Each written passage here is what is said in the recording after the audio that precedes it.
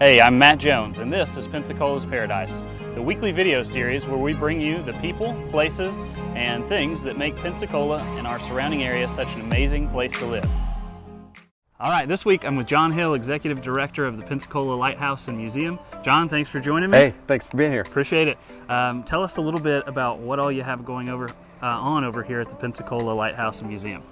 Well, we've an attraction now. We're a historic site. Okay. We're an odd combination, a little bit of everything, and we typically see over 100,000 visitors a year. Wow. And we have a lot of different offerings. We talk about the history of the area. We talk about the maritime history of Pensacola.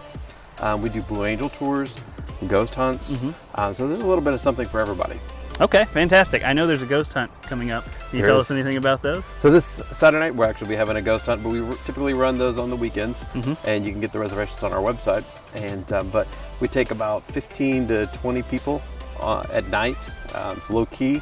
All the lights are turned off, and you can go and haunt the historic areas where there are old keepers' accounts of ghostly encounters. Okay, awesome. So. That's for any of our ghost fans here in Pensacola, that's definitely interesting. Oh, there's a few. Now, I know you've got other things people can come do. Obviously, you've got tours. There's a ton to look at. It's a gorgeous place.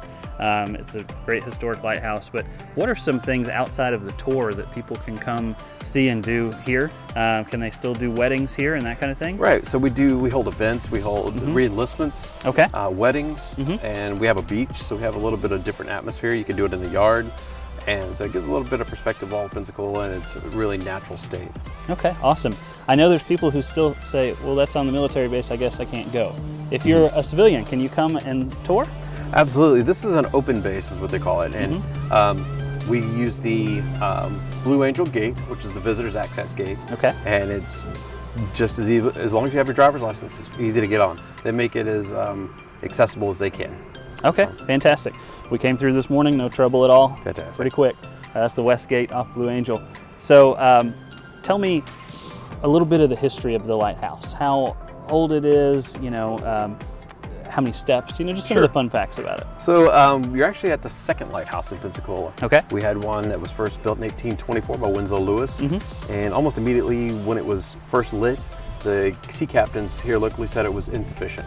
Too short, the trees on Santa Rosa Island grew too tall, and the light was dim. So in 1855, Congress appropriated money for this lighthouse, which is a first-class seacoast light, which is a designation of a light, just kind of like a ship designation. And this calls for the tallest style with the brightest beacon, which is the first order Fresnel lens. We're very fortunate to have one of only 10 Fresnel lenses out of the 300 lighthouses in the country. It's an original lighthouse, and it was the most powerful lens developed for lighthouses. Okay, all right, fantastic. Yes. And you're right here from the top. You want to tell us a little bit about that view? Sure. As you go to the top there, you can see Fort Pickens, the remains of Fort McRae, Pensacola Pass. Right now you can watch the Mule coming through and all the historic ships lately. Okay. El Cano's coming in soon, so we'll be able to watch that. And we're celebrating our 160th anniversary. We were first lit January 1st, 1859, so it's all a year-long celebration. Okay, fantastic. Just a young 160 years old. So people can book time to come here and watch special things like Blue Angels, like the tall ships when they came in, that kind of thing. Do they actually have to book a special time, or is it just open like it normally is? There are special times, in particular Blue Angels. We're dependent on when they set their show, and they set their practices usually, you know, at the beginning of the year. So you can go to our website, PensacolaLighthouse.org. You can make reservations for those tours, and we keep those down to 15 people. Okay.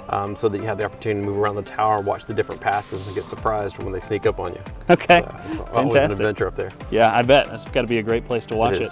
And then the last thing, is that the best place to keep up with you, PensacolaLighthouse.org? PensacolaLighthouse.org, and lets you know all of the updates and events we'll be having. It shows a lot of the restorations we've gone through. We've fully restored this thing top to bottom, starting in 13 to this year, thanks to a few Impact 100 grants in the state of Florida.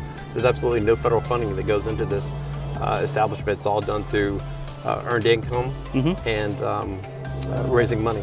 Okay. Fantastic. It's an amazing place you run here. Thanks so much for letting us come and take a look and bring it to the people. We appreciate you coming and enjoying your lighthouse. Thanks.